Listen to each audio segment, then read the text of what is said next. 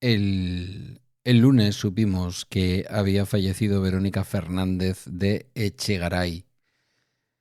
Todas la conocemos como Verónica Chegui, que yo pensaba que era su apellido y en realidad era su apellido, pero acortado. Muy bien acortado, de decir, además. Em, Me ha suscitado muchas dudas la muerte de Verónica Chegui. Primero, bueno, claro, pues lo que pasa siempre con las muertes, el paso del tiempo, ¿no? Yo soy la Juani, tiene ya tiempo. Ahora mismo, según lo digo, me pregunto si el propio Vigas Luna, creo que sí, el propio Vigas Luna ya no está tampoco entre nosotros. Vigas Luna, lo miro y no está entre nosotros desde hace 12 años. Murió el 2013. Pero le dio tiempo a hacer aquella magnífica película en la que una Verónica Echegui era el epítome de la poligonera, de la choni. Maravillosa. Ella contaba que se había comprado en el Bershka el chándal más choni, más llamativo que encontró.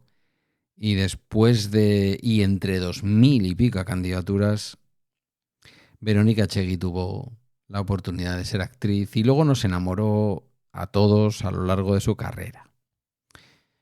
A veces uno cuenta esto de una actriz mayor, de una Marisa Paredes, y te da pena, pero el paso del tiempo es inexorable.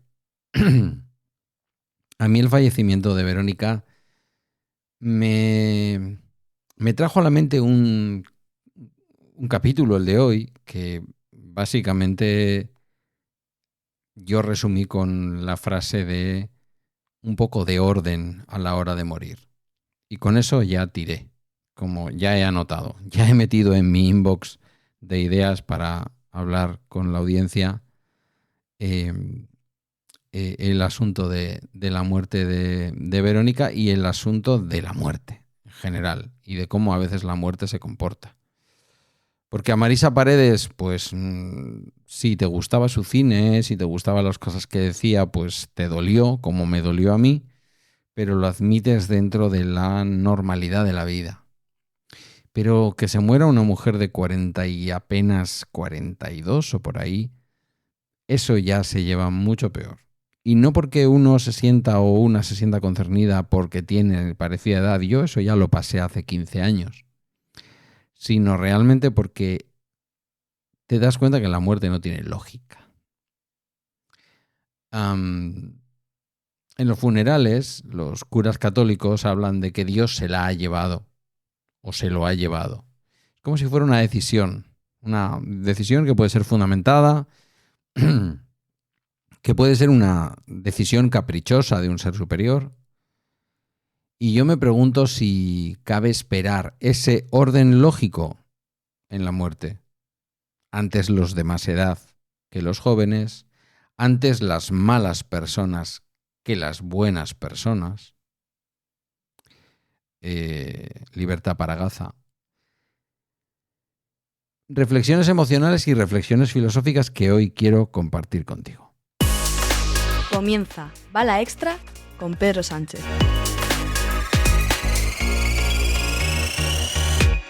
Buenos días, hoy es jueves 28 de agosto de 2025 y este es el capítulo 1524 de Bala Extra, un podcast sobre mis cosas que en el fondo son las tuyas. Antes de ir con lo de hoy, te hago un aviso y es que mañana estará aquí, si no se tuerce la grabación que tenemos prevista para el mediodía de hoy, jueves, mi querido Félix Riaño desde Bogotá. Vale, llevábamos ya unas semanas hablando, no pudo ser y estaré cumpliendo con un agosto en el que habitualmente ya no solía tener invitados. Bueno, ya no solía tener invitados. El agosto del año pasado, que fue el primer año en el que se implementó esto se volvió a costumbre que hubiera conversaciones los viernes, pues no hubo invitados. Me pareció que dar descanso a la gente también estaba bien. Pero este mes de agosto me ha parecido que qué mejor momento del año para hacer un podcast de conversación, ya que el resto del año hay un montón de podcasts de conversación. Bueno, pues mañana Félix y yo, mano a mano, que además sé también que es una pareja de baile que os gusta. Hoy venía con lo de la muerte. Mira, la visión religiosa, esa visión religiosa de la que te hablaba, de Dios se la ha llevado, no deja de ser más que una expresión religiosa, teológica. Claro que le da un poco de sentido, de trascendencia, ¿no?, a la muerte. Sobre todo si tú tienes fe católica, o te diré algo más, si has sido educado en la fe católica. Porque cuando yo escucho eso, aunque si me paro a pensar despacio no encuentro a Dios, en una conversación en la que, o en una escucha, en una homilía en la que voy a un funeral, le escucho esto a un cura católico y entra bien, ¿vale? Como diría alguien, y permitidme un poco la broma en medio de la muerte, como una cruzcampo en Andalucía con mucho, mucho calor y estando la cruzcampo muy fría. Entra bien. Por más que no creas en el sabor de esa cerveza, entra bien. Por más que no creas en Dios o pienses que no creas en Dios, la expresión entra bien si has tenido una educación católica. Le da, como digo, sentido. Vas a estar con Dios. Por lo tanto, produce consuelo, a veces consuelo. Porque sería que la muerte no es un final sin sentido, sino un paso hacia ver el rostro de Dios, ¿no?, que dice la religión católica, estar junto al ser superior, tener una vida eterna junto a Dios. Y es una manera de afirmar que la persona fallecida está en paz, ¿no? Dios es amor, Dios es paz, nos lo imaginamos como en un lugar tranquilo, blanco, lleno de nubecitas, vestido de blanco, con esa iluminación trasera que es muy para Instagram. El sitio es guay. Entonces, Dios se la ha llevado significa no está en manos de cualquiera. Claro, la misma frase puede generar cierto conflicto para otras personas. A mí ya no me genera este conflicto, porque digamos que la agonía de la que hablaba Unamuno entre creer y no creer, desgraciadamente creo que en mí ya no existe. No hay nada en lo que creer. Dentro de mí digo, no estoy ahora quitándoos a los demás un elemento del que colgar vuestra esperanza. Cuando vino mi tía la monja, yo le decía, la llevé a Noja con mi madre, y yo le decía, llévate la misa, que recupere a tope ahí el sentido que en un momento dado la fe o la religión le ha podido dar, si es que le ha dado, ¿no?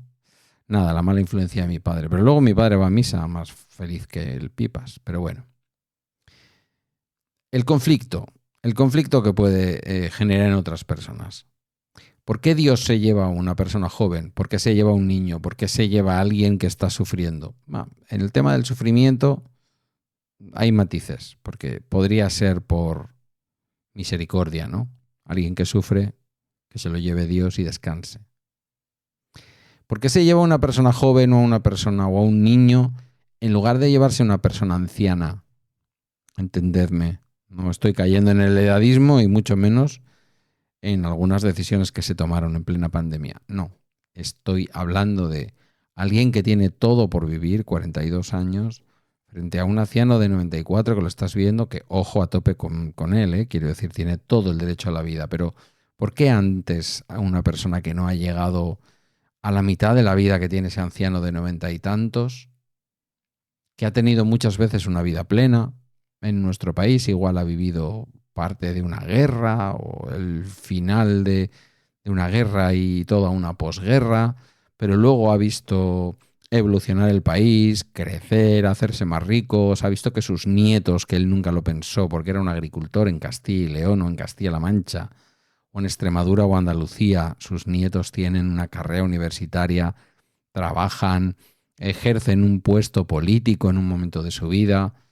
Cosas, ¿no?, que dices... Es el sentido que yo tuve cuando, por ejemplo, ejercí la política. Aquí estoy, dirigiendo una parte de la política de mi país, un país que no era el país de mi abuelo, que vino pobre aquí y que quizás él no se hubiera imaginado, además, que con el partido de sus amores yo iba alguna vez a ejercer ese poder, ¿no? Sí, a mí ya sabéis que todas estas cosas me llevan por caminos que podríamos abrir 25 veredas distintas, pero voy a volver a centrarme. Has llevado una vida plena, estás por encima de la estadística que dice que la gente se muere en el entorno de los 83, 84, 85. Y esto nos lleva a una pregunta, sí, en este caso sí, claramente teológica, que es el problema del mal. Si Dios es bueno y todopoderoso, ¿por qué permite el sufrimiento? ¿Por qué permite todo lo de Gaza, niños muertos prematuramente? ¿Por qué pasa esto? La respuesta tradicional que se suele dar es, yo la he oído, que el plan de Dios es incomprensible. Somos humanos, no podemos entender desde la mente humana cuáles son los caminos de Dios, ¿no? Los caminos del Señor son inescrutables, que dicen los evangelios. Te diría también un religioso que la fe requiere confianza en que hay un propósito mayor, que no es fácil que podamos entenderlo. Y en este contexto, la muerte no es un castigo, claro. Por lo tanto, ¿por qué nos estamos preguntando por qué se lleva antes a un joven? Lo estamos preguntando porque lo entendemos como un castigo, como si fuera algo malo. En este contexto de fe religiosa, la muerte no es estrictamente algo malo. Forma parte de la existencia de la vida. Forma parte del misterio de esa existencia, diría yo. Y luego vamos con el meollo de la cuestión, en lo que yo me planteaba, es decir, el orden lógico en la muerte. Primero los mayores, luego los jóvenes, primero los malos, luego los buenos. Es una reflexión, creo que bastante humana. No sé si alguna vez te la has hecho, ¿no? Esto es, siempre se van los mejores. Esto lo decimos. Esto surge de nuestro sentido de la justicia. Hay una especie de justicia poética que se enfrenta a la realidad. Desearíamos que la vida y la muerte fueran justas, que siguieran esa justicia poética donde las buenas personas tienen vidas largas y plenas y las malas pagarán por sus actos. Una especie de karma instantáneo, ¿no? O a lo largo de la vida. Sin embargo, la realidad biológica, la realidad existencial, no casan bien con ese orden que yo planteaba en mi cuestionamiento el otro día ante la noticia de la muerte de la Echegui, ¿no? Las enfermedades, los accidentes, la muerte son siempre indiscriminados. No discriminan por bondad, no discriminan por posición social, no discriminan por edad. En sistemas como el nuestro, donde hay una sanidad pública de calidad, da igual el dinero que tengas, no tienes más oportunidades de seguir vivo que una persona que tiene menos dinero. Esto no es igual en todas las partes del mundo, que se lo digan al sistema sanitario estadounidense, donde hay gente que se muere directamente porque no se puede pagar la insulina. Así. Otro punto en el que poder pararnos es el tema de la fragilidad de la existencia humana. Es frágil, es aleatoria. La muerte prematura de Verónica, como la muerte prematura de cualquier ser humano, es una especie como de golpe contra nuestra creencia de que la vida sigue un guión predecible. Y tú me dices, no, yo no creo que la vida siga un guión. Voy tomando, ¿no? Como en aquellos libros de los 80 y de los 90, voy eligiendo mi propia historia. Pero de fondo, igual que os decía antes que si has recibido una educación católica, de fondo entiendes y te entra bien la frase de se la ha llevado, el Señor se la ha llevado, pues aquí de fondo pensamos que la vida tiene un guión predecible. Y no. La muerte prematura de una persona como ella o de cualquier persona de nuestro entorno no es más que un recordatorio de que somos vulnerables, de que la vida no sigue un guión predecible, que el tiempo en la Tierra es un regalo incierto, cada minuto es un regalo incierto. Alguien preguntaría, ¿y quién hace ese regalo? Pues no me metáis en líos. Es un regalo incierto. Tiempo perdido es una oportunidad de vivir perdida. No lo quiero entroncar con lo del otro día. Esto de me estoy aburriendo. Abúrrete, eso no es tiempo perdido, no hablo de eso. Y por último está el tema del valor de la vida. La vida, precisamente porque no tiene un orden, no sigue un guión escrito por un ser superior, ni escrito por tus ángeles de la guarda. Precisamente por eso tiene un valor enorme. Cada día es algo precioso. Tiene un valor enorme cada día. Y el dolor de una persona joven como Verónica Echegui nos lleva a valorar más intensamente cada momento. Esto es como cuando sufres una enfermedad, la superas y dices, leche. Aquí cada rato de la vida cuenta.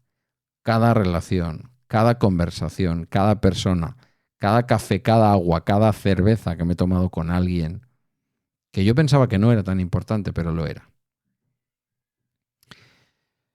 La creencia de que Dios interviene en la muerte de las personas también nos puede llevar a un cierto fatalismo. La idea de la predestinación, que esto está también en la filosofía.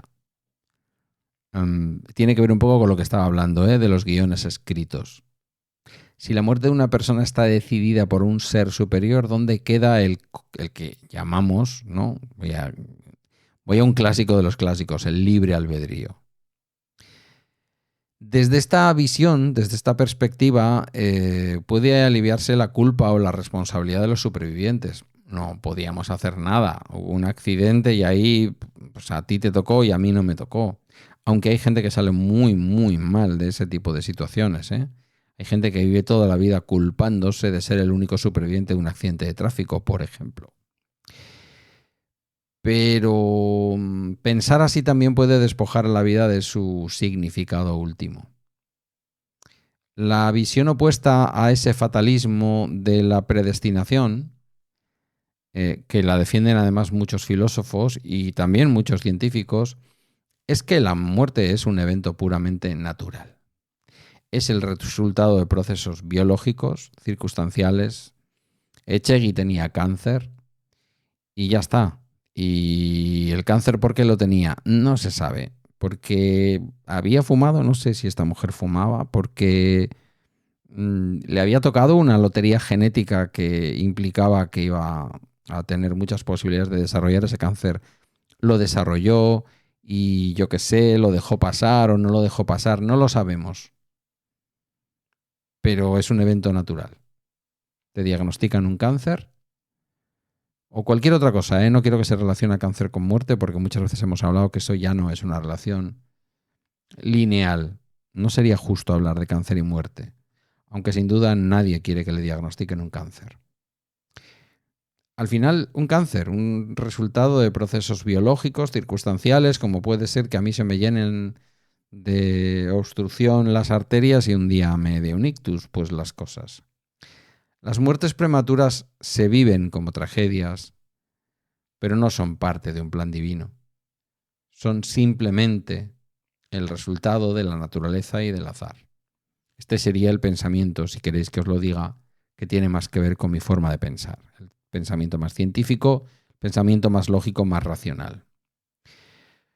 Puede parecer un final y un pensamiento por mi parte frío, pero también es muy liberador, porque nos libera de la idea de que alguien se responsabiliza de la muerte o de la vida y nos permite enfocarnos en el dolor de la pérdida y en cómo honrar la memoria de la persona difunta, en este caso de esta joven actriz maravillosa que os recomiendo encarecidamente. Hay por ahí, sin ir más lejos en Netflix, hay una peli de ella con Bryce, ¿cómo es el apellido de este hombre? Bueno, nunca sé cómo decirlo.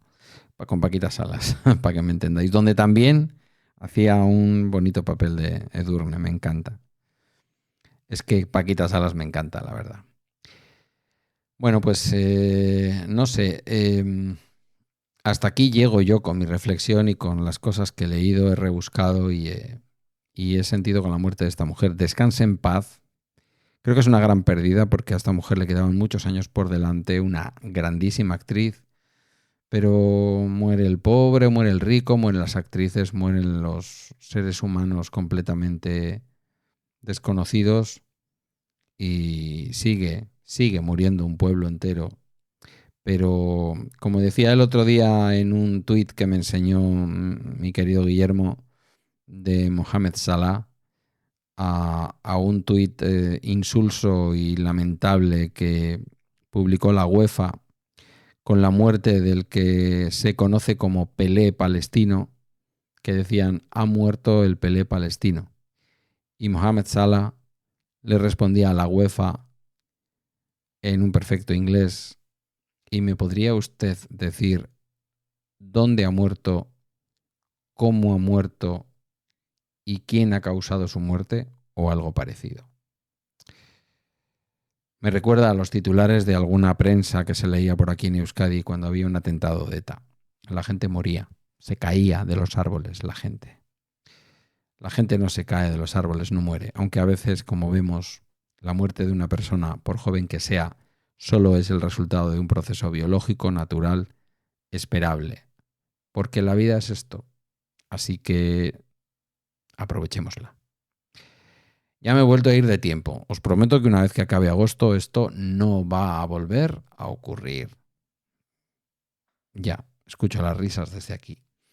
Esto ha sido todo por hoy en Bala Extra. No os olvidéis del capítulo especial de mañana de conversación con Félix Riaño desde Bogotá. Bala Extra es una producción de Milcar FM. Tienes mi contacto en las notas del podcast. Casi 500 personas te esperamos en la comunidad privada en Telegram. Gracias por tu tiempo y hasta mañana.